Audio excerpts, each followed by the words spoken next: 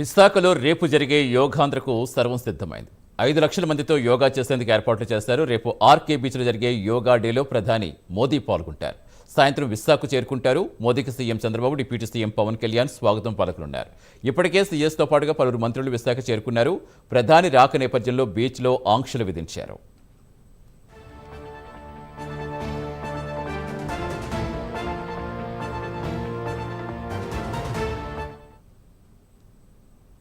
రేపు అంతర్జాతీయ యోగా డే సందర్భంగా సాగర్ తీరం సుందరంగా ముస్తాబైంది. పూర్తి సమాచారం ఇచ్చేందుకు మా కరెస్పాండెంట్ సతీష్ నాయుడు లైవ్లో join. Good morning Satish Naidu. So ఎలా ఉంది మొత్తానికి రేపు యోగా డేకి ఏర్పాట్లన్నీ పూర్తయినట్టేనా? భద్రతా ఏర్పాట్లు ఎలా ఉన్నాయి? మార్నింగ్ సతీష్, విశాఖలో రేపు జరగబోయే అంతర్జాతీయ యోగ దినోత్సవ వేడుకలకు విశాఖ నగరం ముస్తాబయింది అని చెప్పుకోవాలి.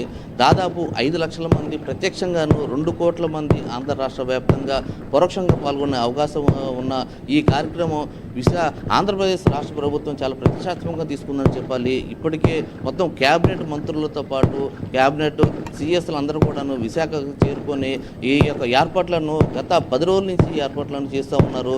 దాదాపు 3 లక్షల నుండి 5 లక్షల వరకు ప్రత్యక్షంగా ఇక్కడ కాళీమాత టెంపుల్ నుంచి భీమిలి వరకు పాల్గొనే అవకాశాలు అయితే ఉన్నాయి. దానికి తగ్గట్లుగా ఏర్పాట్లు అయితే మొత్తం చేస్తూ ఉన్నారు.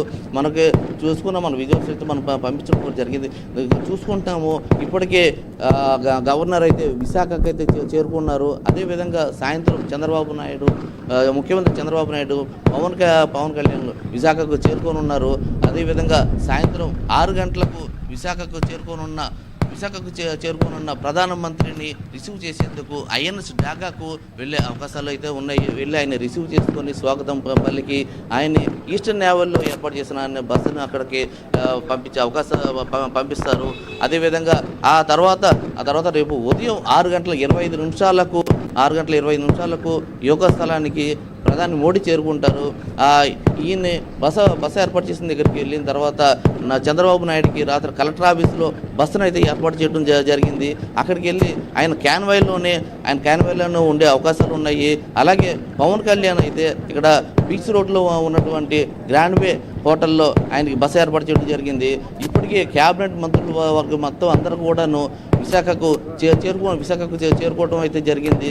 దాదాపు 10,000 మంది అధికారులు, 12,000 మంది పోలీస్ సిబ్బందులతో ఎంత బందోబస్తుతో ఈ ఏర్పాట్లు అయితే నిర్వహించడం అయితే జరిగింది.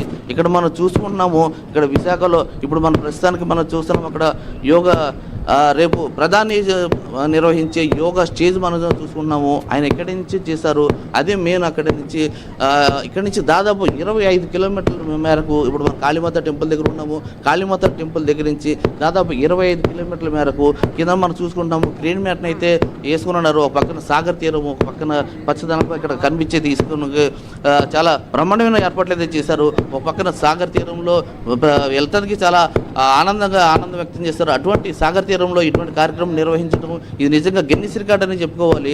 అదేవిధంగా సాయంత్రం అక్కడ గిరిజనులతో దాదాపు 25,000 మంది విద్యార్థులతో ఒక 108 సూర్య నమస్కారాల కార్యక్రమం అయితే నిర్వహిస్తున్నారు. అదేవిధంగా అక్కడ చూసుకుంటే అదొక గిన్నిస్ రికార్డ్ అవ్వచ్చు. దాదాపు 22 గిన్నిస్ రికార్డు నెలకొల్పే విధంగా ఈ కార్యక్రమం అయితే చేస్తున్నట్లు కూడా మనకి తెలియజేస్తున్నారు. 3,000 బస్సులను ఏర్పాటు చేసి దాదాపు 3 లక్షల మంది రావడానికి దాదాపు ఏర్పాటు చేశారు. అదేవిధంగా అనేక రకాల ట్రావెల్స్ మొత్తం కలిపి ఒక 5,000 ట్రావెల్స్ని ఏర్పాటు వాళ్ళకి ఎంతో డిసిజన్స్ అయితే ఇప్పటికీ ఇవ్వడం జరిగింది.